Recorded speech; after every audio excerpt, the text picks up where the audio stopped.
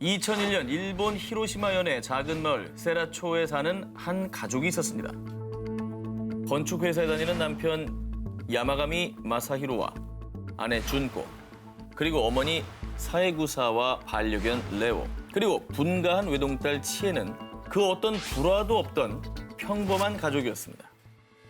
2001년 6월 4일, 아내 준코 씨는 회사 동료들과 중국 다롄으로 여행을 떠나기로 했습니다. 그런데 그녀가 약속 시간이 지나도 나타나지 않자 친구들은 그녀의 집을 찾아갔습니다. 그런데 인기척조차 없자 급 불길함이 들어 경찰에 신고를 했습니다. 그런데 가족들과 반려견 레오조차 집에 없었고요. 집안은 방금 막 사람이 나간 듯한 흔적으로 가득, 거실 불은 켜진 채 식사도 차려져 있었고 그 어떤 외부의 침입 흔적도 없었습니다. 휴대폰과 귀중품도 그대로였습니다. 뭐죠 이게? 저런 상황이면은 약간 납치. 그렇죠. 누군가에 대해서 끌려간 게 아닌가. 납치를 뭐 한두 명을 납치하는 사건이 있어도 이렇게 온 가족을 다 납치하는 건 뭔가 이상하죠. 뭐 가족에 대한 원한 뭐 이런 게 아닐까요? 당시 히로시마 경찰은 헬리콥터까지 동원해서 대대적인 수색에 나섰지만 별다른 성과는 없었습니다. 그런데 2002년 9월 7일 호수에 차가 전복된 것 같아요. 야마가미 일가의 집에서 약 18km 떨어진 교마루 댐에 가뭄으로 저수지가 바닥을 드러내자 그 속에 있던 자동차가 모습을 나타낸 겁니다. 그 차량은 실종된 야마가미 가족의 차량. 그곳에서 가족의 시신과 반려견 레오까지 나란히 발견. 발견 당시 가족 모두는 슬리퍼에 잠옷 차림이었고 안전벨트까지 하고 있었다고 합니다. 이게 뭐죠? 부검 결과 시신에선 수면제 등 약물이 검출되지 않았고요. 외상 등 타살의 흔적도 없어 결국 히로시마 일가족 실종 사건은 집단 자살로 수사가 종결됐습니다. 와 이게 말이 되나? 그리고 만약에 자살을 계획하고 있었다면 아내 준코는 중국 여행을 갈 준비를 했을까요? 게다가 딸 치에는 약혼자와 결혼을 앞둔 상황이었다고 합니다. 무려 18년이 지난 지금까지도 다양한 억측이 난무하는 히로시마 일가족 실종. 아니 자살 사건. 과연 진실은 무엇일까요? 미치도록 잡고 싶었다. 범죄 재구성 19, 14위로 갑니다. 미국 캘리포니아에서도 가장 경관이 아름답다는 산타모니카 산맥에 위치한 말리부 크릭 주립공원. 그중에서도 광활한 자연과 함께하는 공원 내 캠핑장은 가족들과 연인들의 핫플레이스인데요. 그런데 이 말리부 크릭 주립공원에 또 다른 이름이 있었으니 바로 죽음의 총성이 울리는 곳. 아니 왜 그런 이름이 붙었죠? 소리가 막 들리나?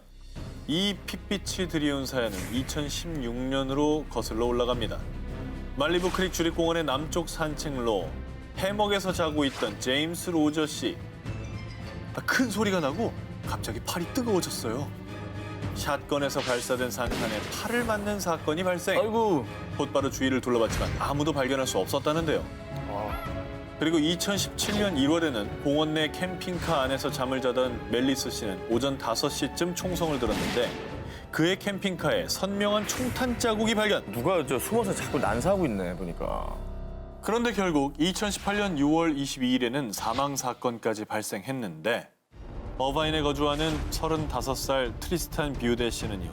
2살, 4살짜리 두 딸과 함께 공원 내 칼라바사스 캠핑장에 머물렀는데 두 딸은 무사했지만 아빠 트리스탄은 싸늘한 시체로 발견. 아유 웬일이야. 경찰 조사 결과 밤사이 누군가 텐트 안에 들어가서 총을 쏜 뒤 달아난 것으로 추정했는데요. 아니 너무 잔인한데 이게 어떻게 보면 누군가 노리고 지금 죽인 거잖아요. 텐트 안에 들어가서 샀대잖아요. 뭔 일이래? 당시 불과 50m쯤 떨어진 곳에서 새벽 4시쯤 4발의 총성을 들으니만 있을 뿐 결국 이 살인사건은 이후 캠핑장에 울린 총성이라는 기사를 통해 미 전역에 공포심이 번졌고요. 이 사건 직후 주립공원 측은 캠핑장을 당분간 폐쇄한다고 발표. 이후 범인을 잡기 위해서요. 미국에서도 큰 경찰 조직인 LA 카운티 셰리프국에서 증거를 샅샅이 수색했으나 안타깝게도 뚜렷한 단서는 찾지 못했다고 합니다. 2016년부터 2018년까지 제가 지금 3건만 얘기했는데 사실 3년간 접수된 총격 신고만 모두 10건이 넘는다고 합니다. 아휴. 참. 아니 그러니까 의아한 점이 한두 개가 아닌 게 대상도 특정이 안 됐어요. 일반인을 대상으로 한 묻지마 총격이잖아요. 그렇죠. 그리고 공원 캠핑장에 대체 어디서 총성 계속 들리는데 총을 쏜 거는 본 사람이 아무도 없고 이게 지금 너무 의문점이 생기는 거죠. 그러니까 저 캠핑족들이 어디 좀 없는지 뭐 모든 게 빠삭한 그런 사람이겠죠. 대체 범인은 왜 무고한 사람들을 위협하고 살인까지 저지르는 걸까요? 대체 그는 어디에서 사람들을 겨냥하고 있는 걸까요? 미치도록 잡고 싶었다. 범죄의 재구성 19, 13위 공개합니다.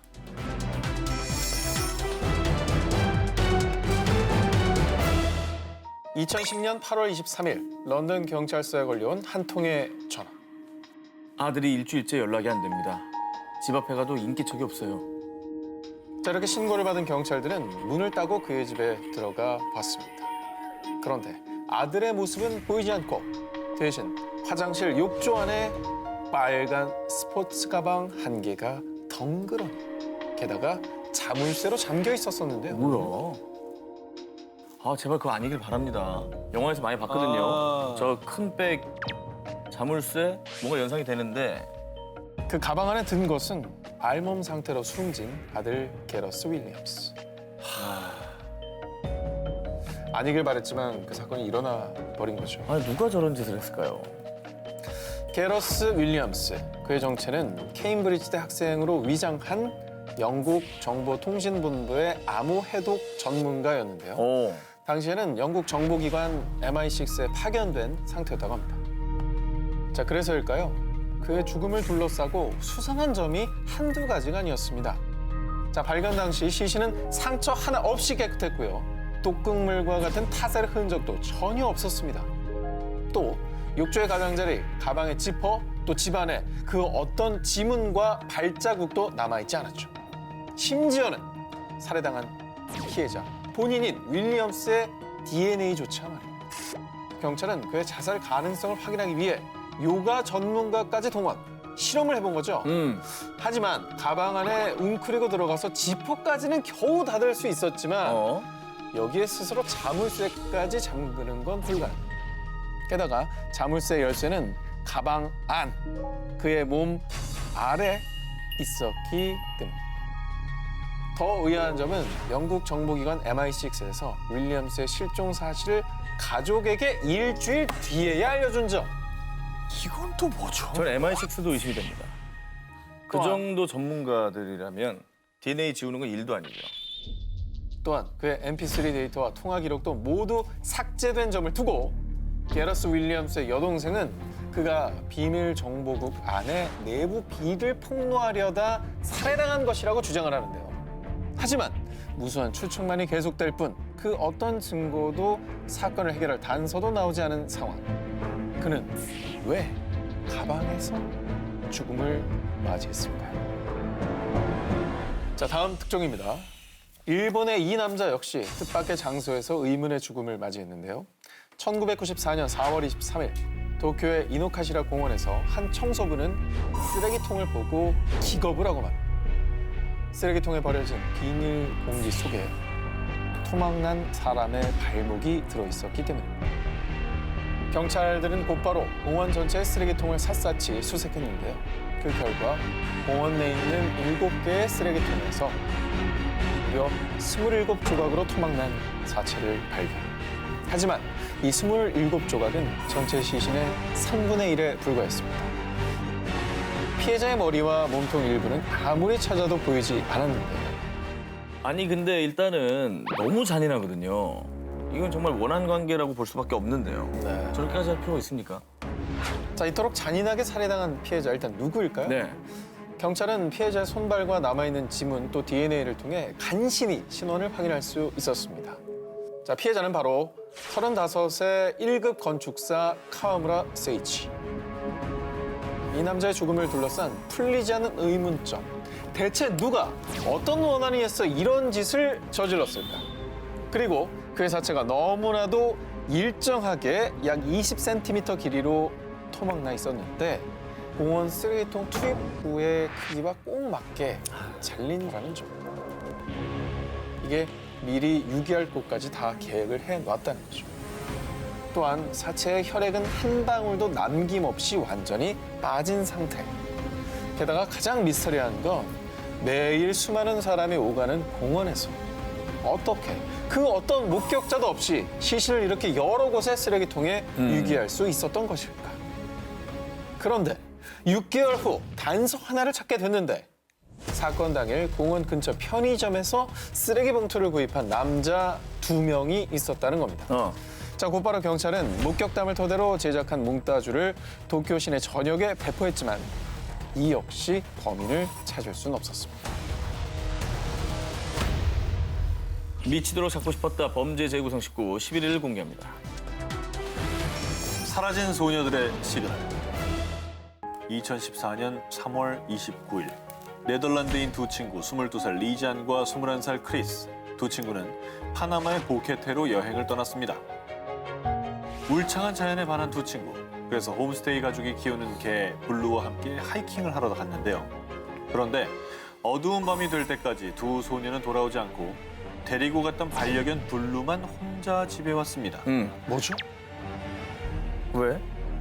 경찰들은 곧장 수색을 시작했는데 하지만 그녀들의 모습은 어디에도 없었고요. 결국 파나마 당국은 특수부대를 동원 그리고 두 소녀의 모국인 네덜란드 경찰팀까지 가세해 수색에 총력을 다했습니다. 하지만 무려 10일 동안 숲을 샅샅이 뒤졌음에도 그녀들의 흔적은 발견되지 않았죠. 아, 어디로 갔을까요? 그러게요. 갈 데가 없잖아요. 저기 뭐 산인데. 대체 어디로 간 거죠? 그런데 그녀들이 실종된 지 10주가 지났을 무렵 단서 하나가 발견됐습니다. 리잔이 메고 나간 파란색 가방이 발견된 건데요. 그런데 이 가방이 발견된 곳은 홈스테이 지역인 보케테에서 걸어서 무려 15시간이나 걸리는 한 강둑이었습니다. 가방 안에는 현금 83달러와 여권, 물병, 카메라, 속옷, 그리고 스마트폰 2대가 있었습니다. 네. 경찰들은 이 스마트폰으로 역추적을 시작했죠. 그녀들이 하이킹을 떠난 날은 4월 1일. 그런데 하이킹 시작 몇 시간 만에 그녀들은 네덜란드와 파나마의 응급 전화번호로 긴급 전화를 시도했습니다. 하지만 신호가 잡히지 않아 전화 연결에 실패. 하지만 이후에도 멈추지 않고 이후 7일과 10일 사이에 긴급 전화를 한 횟수가 무려 77번. 게다가 더 미스터리한 건 스마트폰에 저장된 사진들이었는데요. 카메라 안에는 하이킹을 떠난 4월 1일 즐겁게 등산로를 오르는 두 소녀의 모습도 담겼는데 근데요? 실종된 지 일주일 뒤인 4월 8일 새벽 1시부터 4시 사이에 2분 간격으로 깜깜한 숲속에서 플래시를 터뜨려 찍은 사진이 90여 장. 그리고 그 사진 안에는 크리스로 추정되는 피 묻은 머리 사진까지. 어메. 그리고 2달 뒤엔 뼈 33개를 추가로 발견했는데 그중에 28개는 리잔의 것으로 밝혀졌다고 합니다. 그래서 경찰들은 그녀들이 깊은 숲속에서 야생동물의 습격을 당했을 것으로 추측했지만요. 하지만 발견된 뼈에선 동물의 흔적 하나 없이 마치 사람이 표백이라도 한 듯이 깨끗했다고 합니다. 그녀들에겐 대체 무슨 일이 있던 걸까요? 그 진실은 말없는 두 소녀와 강아지 블루만이 알고 있을 겁니다. 미치도록 잡고 싶었다 범죄 재구성 19, 12 공개합니다. 콜롬비아판 의문의 데스노트. 2010년 8월 17일 콜롬비아 남서부의 마을 푸에르토 아시스를 발칵 뒤집은 사건이 발생했습니다. 3일 이내에 동네를 떠나지 않을 때에는 살해하겠다. 자, 이렇게 얼굴책에 업로드된 한 글 때문이었는데요. 이 경고글과 함께 올라온 건 69명이나 되는 10대들의 이름. 처음에는 다들 누군가의 장난이 아닐까 하고 학부모, 학교, 경찰들도 별다른 주의를 기울이지 않았는데요. 그런데 SNS에 인터넷 살생부가 올라오기 이틀 전인 15일 오토바이를 타고 가다 의문의 총에 맞아 숨진 두 청소년의 이름이 리스트에 있었다는 것을 확인. 이 사실을 뒤늦게 발견한 경찰들은 20일 특별대책회의를 하는 등 비상이 걸렸고요. 사건의 심각성을 인지한 콜롬비아 당국에서도 인터넷 전문가를 포함한 특수팀을 꾸려 마을로 파견, 그리고 사건에 관련된 거라면 모든 제보를 받겠다며 330만 원 상당의 보상금까지 걸었습니다. 하지만 그 모든 총력전이 무색하게도 암살 리스트에 있던 19세 청년이 피살, 어머. 이어서 16세 소년이 다치는 사건이 발생하자 도시 전체가 패닉 상태에 빠졌죠. 와, 진짜 무서울 것 같은데요. 자, 그래서 일부 학부모들은 혹여 자신들이 타깃이 될까 자녀들을 도시 밖으로 피신시키기까지 했는데요. 뭐 사실 어떤 위험이 있을지 그럼. 모르니까 두렵죠. 당연하죠. 네. 동네를 장악하고 있던 로스 라스트로조스라는 갱 조직과 콜롬비아 무장혁명군 소행으로 범인을 추측하기도 했지만 그 어떤 정황도 단서도 없어 연결고리를 찾는 데는 실패. 단서가 너무 없어서 답답해요. 이게 뭐라도 하나 있으면은 그죠 추측을 할 텐데. 네. 그러니까 말이죠. 어둠의 살인자, 어둠 속 암살 리스트, 협박자의 실체도 아니고 어떤 실마리도 잡히지 않은 이 사건. 부디 더는 피해가 발생하지 않기를 바랍니다.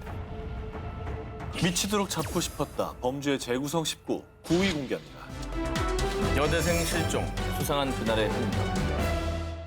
2004년 2월 9일 미국 매사추세츠 주립대 간호학과에 재학 중이던 21살의 여대생 마우라 머레이가 의문의 실종을 당했습니다. 그런데 그녀는 다른 날과는 어딘가 좀 많이 다른 모습이었습니다. 그 수상한 행적을 지금 뒤쫓아 보겠습니다.